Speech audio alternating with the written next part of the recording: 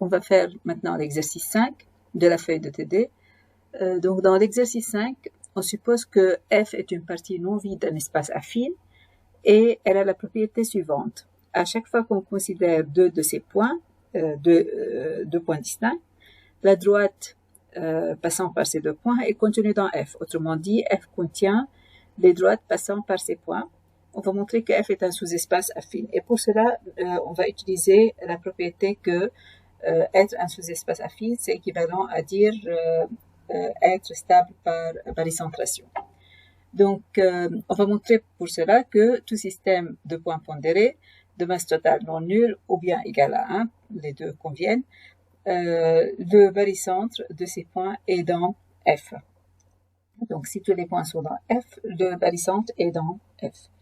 On va faire ceci par récurrence sur le nombre de points. Pourquoi par récurrence? Parce que c'est clair que notre hypothèse, elle signifie que c'est vrai pour deux points, pour A et B. Donc, pour K égale 2, bon, pour un point, c'est évident, je vais commencer par 2. Et en fait, j'aurais pu commencer par 1, ça marche aussi, parce qu'on va utiliser l'hypothèse un peu plus loin. Pour K égale 2, si je prends deux points A1, A2 dans F, avec A1 différent de A2, alors, si je note G, le barycentre de A1, alpha 1, A2, alpha 2, avec masse totale non nulle, ou bien vous pouvez prendre masse totale égale 1, comme vous voulez. Dans ce cas, G appartient au sous-espace affine engendré par A1, A2. A1, A2, ça c'est un résultat du cours. Or, on sait que le sous-espace A1, A2, c'est la droite A1, A2. Et d'après l'hypothèse, comme A1 et A2 sont dans F, alors la droite A1, A2 est dans F. Donc G, qui appartient à la droite A1, A2, est un point de F.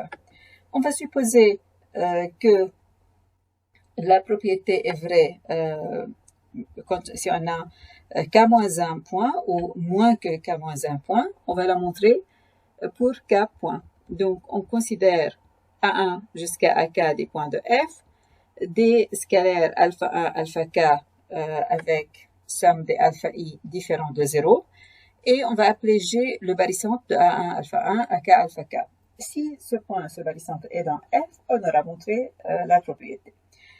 Alors, je vais noter pour cela G' le barycentre de A1, alpha 1 jusqu'à AK-1, alpha K-1 pour appliquer l'hypothèse de récurrence. Attention ici, il faut choisir les points A1, alpha 1, AK-1, alpha K-1, de sorte que la masse totale correspondante soit différente de 0. Est-ce que c'est possible? Oui, c'est possible, parce que la somme des alpha I n'est pas nulle, donc on peut forcément trouver une sous-famille telle que la somme des alpha I allant de 1 à K-1, qui est réarrangée bien sûr, soit différente de 0.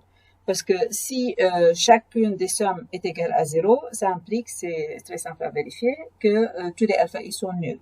Donc, si si la somme de K-1 termes pour n'importe quel choix des termes est égale à 0, on peut montrer facilement, en résolvant un système, que les alpha I sont tous nuls. Donc, il est possible de trouver parmi ces points K-1 point dont la masse totale est non nulle.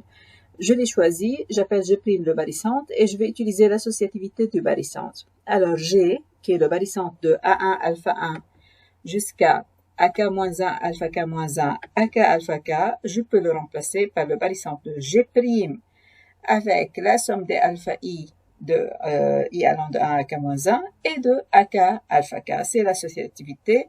On peut toujours remplacer un certain nombre de points par leur barycentre, en respectant les masses, bien sûr. Maintenant, nous avons G' est dans F, d'après l'hypothèse de récurrence, parce que l'hypothèse de récurrence, elle dit pour K-1 point, c'est vrai que le barycentre de points de F est dans F. Maintenant, G est le barycentre de G' alpha 1, donc avec une certaine masse qui est celle-ci, et de AK alpha K, donc de deux points qui appartiennent tous les deux à F, donc ce barycentre G appartient à F et on a montré le résultat par récurrence.